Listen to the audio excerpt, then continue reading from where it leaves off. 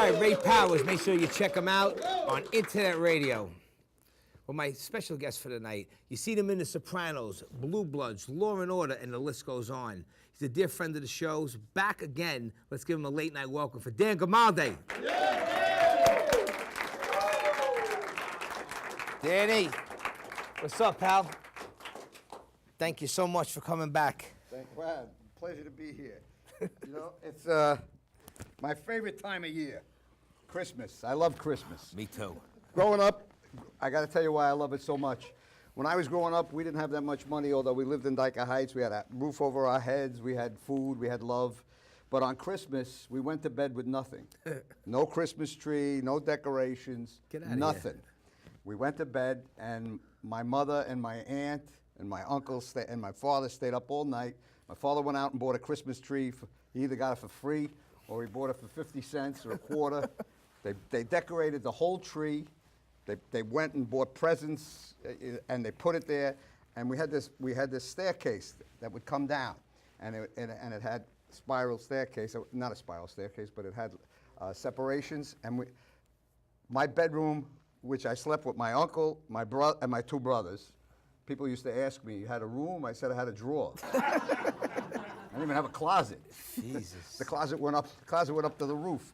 Anyway, so you would wake up and you would see the lights that Santa came. Mm-hmm. And it was like magic. I mean, it was the magic of being poor. That must have been so cool. It was the greatest thing in the world. And every Christmas, our little faces would be in the steps. My sister, my brother, me. And it was one of the most magical things.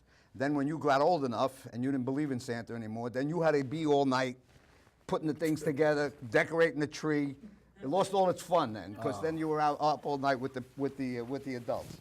But I love Christmas. One of the greatest Christmas presents I ever got was, I have 7 grandchildren. I just had one Columbus Day. Oh, beautiful. Right? All right. 4 girls, 3 boys, and my son Michael and my daughter-in-law Melissa named this one Angelo, after my uncle Angelo. So it's an old tradition, back to the old Italian, full Italian names.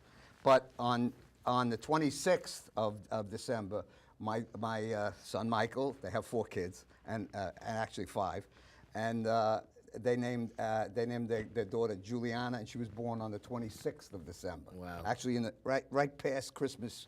My daughter-in-law was rushed to the hospital, not rushed, but she rushed to the hospital right at midnight, and Juliana was born. And I have another granddaughter that's born on, Alexis, who's born on the 15th. Okay. So Christmas is a great time. So what I love it. So this is a wonderful time. What about the one that's born after the day after Christmas? Does she get gypped out of a birthday present? No. She gets double. This is what happens. What happens now is the tradition is we have that party at my house. That's cool. Because this way, I don't, I live by myself. I have a wonderful girlfriend now. Her name is Lisette Chilela. She's Colombian, and she's a jewelry designer, and she does artwork. She makes artwork. She's down in Miami, or she would be here tonight. And she's a lot prettier than I am, so, Well, so anyway, so that's my Christmas story. I love it. You know what? You don't hear stories like that no more. No, That's like no. Miracle on 34th Street. Yeah, the well, good old days. Yes, absolutely. And they bought the presents on time because we didn't have any money, and they bought them in the A&P because the A&P sold toys. It was down the block. In my day, if I got a baseball glove for Christmas, I was the happiest kid in town. That was the best. Yeah, because my sneakers had cardboard in them and tape. Like in the Little Rascals, right? Exactly. But who cared? We were not. I'm not a materialist. I mean, that's what happens. I think you're not. You grow up, and material things don't really matter. You love them. It's nice to have them, but who cares? Listen, what you're saying right now is exactly what I need to be hearing, because I have not going to mention, but sometimes I think people say certain things around the times people need to hear them. Like what you just said to me is like bring me back old school to like. That's more important than the material things. Wait, old school? Old school, yeah. You call me old? No, I'm out of here. I'm old school. So you're a little older school. I'm very much older school. Now, listen, Danny, last time you were here was actually, because I'm a bit of a nostalgia guy with everything. You were here on our Christmas special in 2011. I know, 5 years ago. Seems my like God. yesterday. Yeah, it does. It really does. Right? You don't look any older, but I know I do. I put on a couple of pounds since then. That's about it. Now, listen, what's going on these days?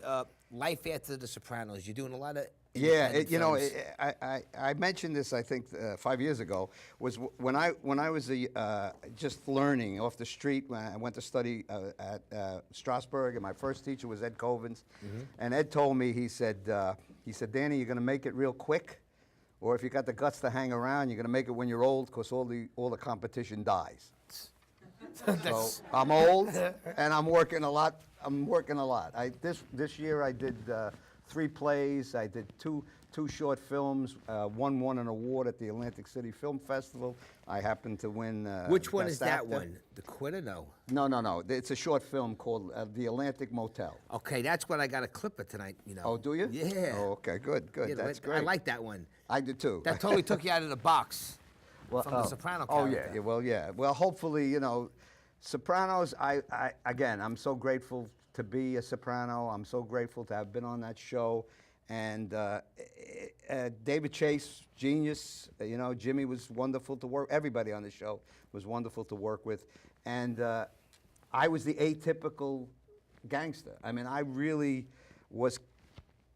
Chase saw something in me, and I was very happy to do that. But I'm a character actor, so I'm happy to do whatever roles come my way. But The Sopranos was a gift from gift from forget David about Chase, a gift from God, or whatever. You're gonna be here I'm forever gonna and ever. die a soprano. Forever and ever. It'll be a brand forever. That's it. You know?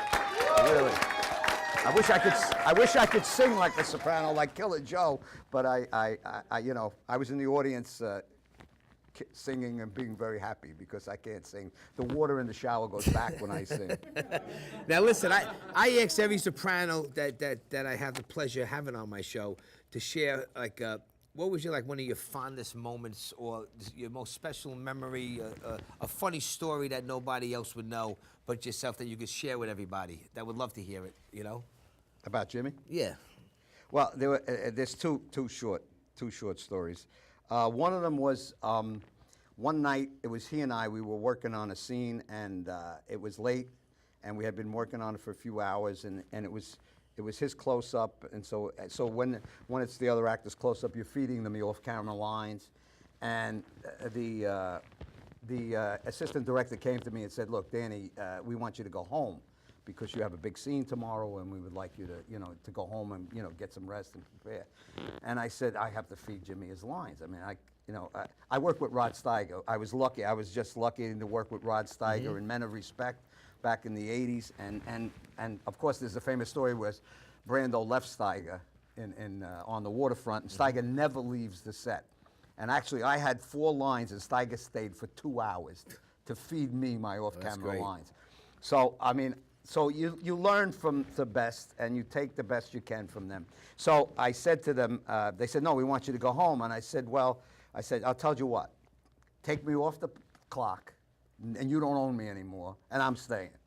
So get out of here. So after the scene was over and we wrapped, Jimmy came over, and he picked me up like I weighed 3 pounds. He picked me up, and he's shaking me. "I love you, old man. I love you. I love you." So the big bear of a guy, and he was that's the kind of guy he was.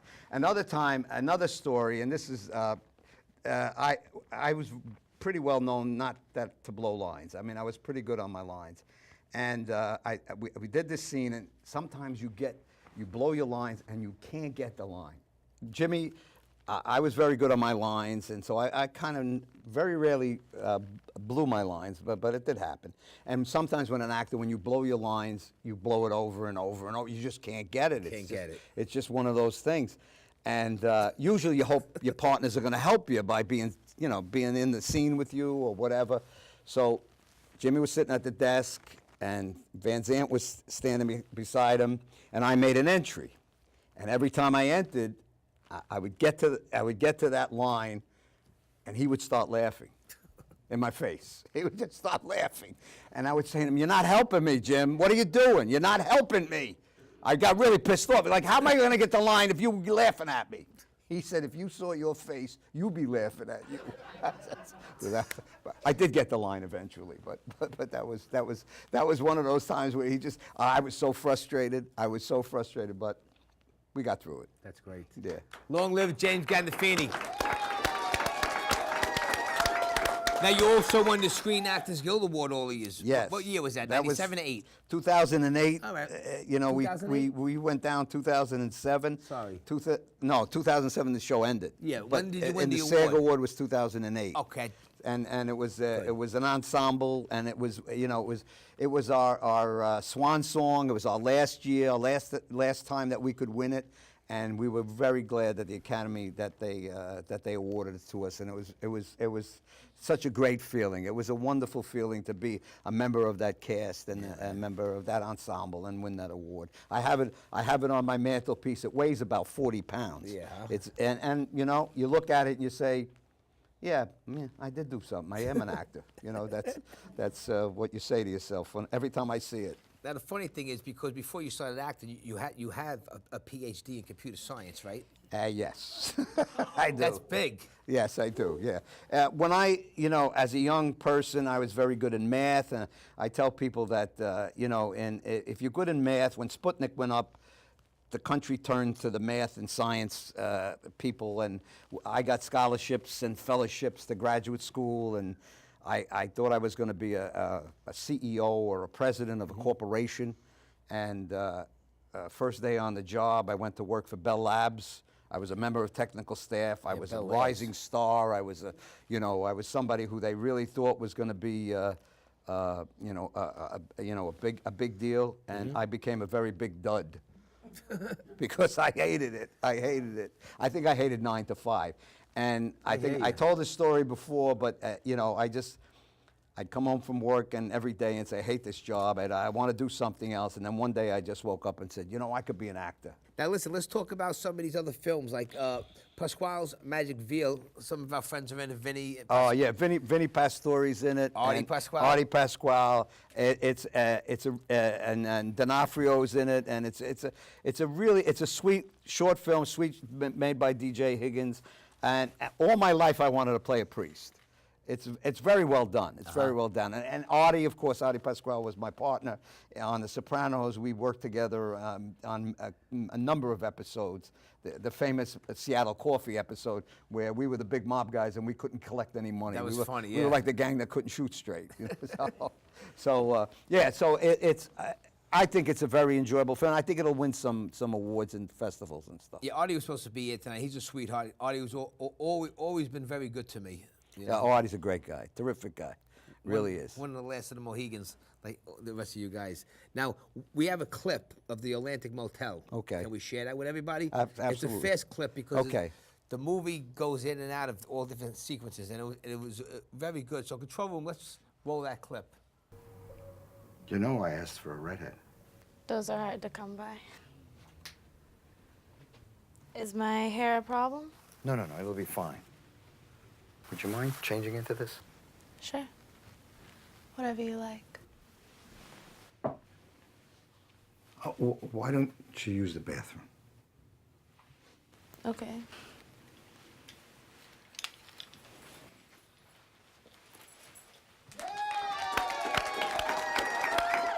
I would have loved to add more than that, but I got the uncut version.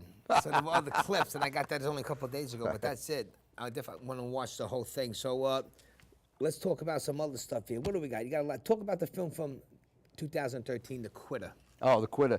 That was actually, you know, it was funny. I made an independent film, and it got a run in New York. And when I went to see it, you know, I hadn't seen it before, and it really is a really nice. It's a good little film. I play the father of a young man who quits, and I'm very hard on him. And he eventually gets it together, and we eventually have a coming together at the end of the film. And it then got a showing on PBS on Saturday night about 4 or 5 months ago. So I was very happy with the way the film turned out. I heard a lot about it. I want to see it one day. So if you ever get a link, send it to me. I will. Now your plays. What made you go back into doing them? Oh, I've been a stage actor all my know. life. I mean,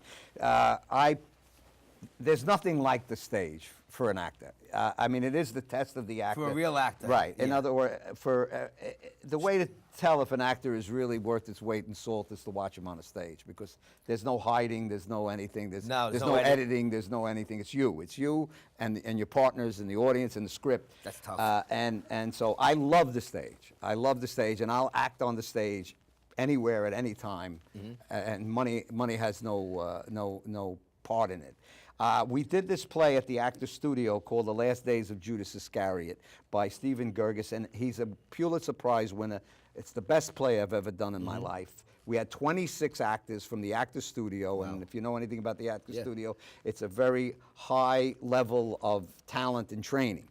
I did that play this year. I did a play called Visiting Hours, which we did in Manhattan in July, and then in August, I did part of the Fringe Festival, and I did a play that I've been doing readings of for years called Sheila and Angelo. And in January, I've started rehearsal December 19th, and January at the New Jersey Rep, which I worked at in 2014.